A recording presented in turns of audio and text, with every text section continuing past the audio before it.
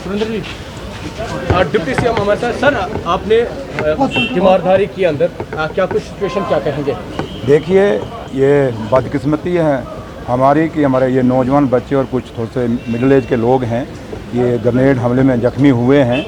और मुझे और मैडम सकीना आइटू जी को ऑनरेबल चीफ मिनिस्टर साहब उमर साहब ने कहा कि आप वहाँ जाइए और देखिए हम क्या मदद कर सकते हैं। हमने सुप्रिटेंडेंट मैडम से भी बात की, हमने कहा अगर इनको कोई बेटर ट्रीटमेंट के लिए कहीं बाहर जब भेजना पड़ता है तो उसके लिए भी गवर्नमेंट करेगी, लेकिन वो कहते हैं कि यहाँ हम कर लेंगे। तो लिहाजा दुख की बात है। और जैसे ऑनरेबल चीफ मिनिस्टर साहब ने भी आज कहा कि ये बंद होने चाहिए, क्यों हो रहे हैं, रोज़ क्यों हो रहे हैं, जो सिक्योरिटी फोर्सेज हैं वो क्या कर रही हैं। ये खाली हम एक दूसरे पर टिप्पा टिप्पणी करेंगे, उससे बात बनने वाली नहीं है। इनको रोकना पड़ेगा। और आतंकवाद के ख़िलाफ़ हम लोग हैं। नेशनल कॉन्फ्रेंस ने अपने वर्करों की, अपने लीडरों की कुर्बानियाँ दी हैं और हमेशा हम लोगों ने कभी नहीं चाहा कि जम्मू कश्मीर के हालात ख़राब हों।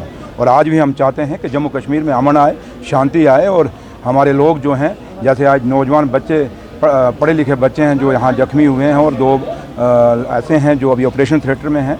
अब हम वहाँ तो जा नहीं सकते थे, लेकिन उस भगवान के आगे हम यही दुआ कर सकते हैं कि भगवान उनको ठीक करे और अच्छे हो जाएं और तंदुरुस्त हो जाएं। लेकिन एक बात है ज़रूर है कि जो ये घटनाएं हो रही हैं, जब से सरकार बनी है, यहाँ सोच विचार करने की ज़रूरत है। और क्यों हो रही हैं और कैसे हो रही हैं, इस पर भी एक सवाल खड़ा होता है और हम सवाल खड़ा कर रहे हैं।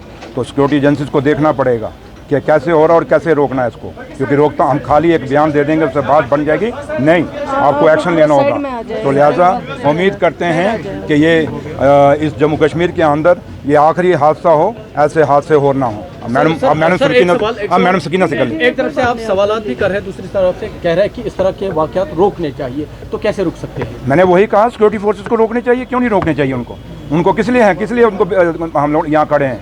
क्या खाली तमाशा देखने के लिए खड़े हैं कि हमारे बच्चे जख्मी हो जाएंगे और हम देखते रहेंगे? ये कभी नहीं होने देगी ये सरकार, क्योंकि हम चुन के आए हैं, हम नॉमिनेटेड नहीं हैं, हम इलेक्टेड लोग हैं। हमें किसी ने अपॉइंट नहीं किया, हमें लोगों ने अपॉइंट किया, हमें लोगों ने इलेक्ट करके भेजा। तो इसलिए हम ये कहेंगे कि ये रुकने चाहिए, सिक्योरिटी फोर्सेस को इसके पे एक्शन लेना होगा और जो भी ये हालात बन रहे हैं इनको रोकना होगा। ये रोज़ की घटना नहीं चलेगी, इसलिए हम थोड़ा मैडम चलें, शुक्रिया।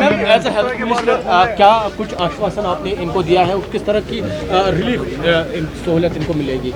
हम तो आए हैं इसीलिए कि अगर इनको कुछ भी ज़रूरत हो, कुछ भी करना होगा इनके लिए, वो गवर्नमेंट बिल्कुल तैयार है। यहाँ डॉक्टर्स हमारे बहुत काबिल हैं, इन लोगों ने भी कोशिश की है कि जल्द इनका इलाज हो सके और इलाज चल रहा है। सभी पेशेंट से हम मिले, सिवाय 2 के जिनकी जो सर्जरी थिएटर में है, OT।